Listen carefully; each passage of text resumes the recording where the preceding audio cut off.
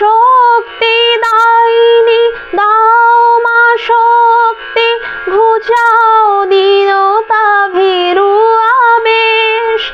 আধার রজনী ভয় কি জননী, আমরা বাঁচাবো এ মহাদেশ। রবীন্দ্রনাথ, বিবেকানন্দ, বীর সুভাষের মহান দেশ।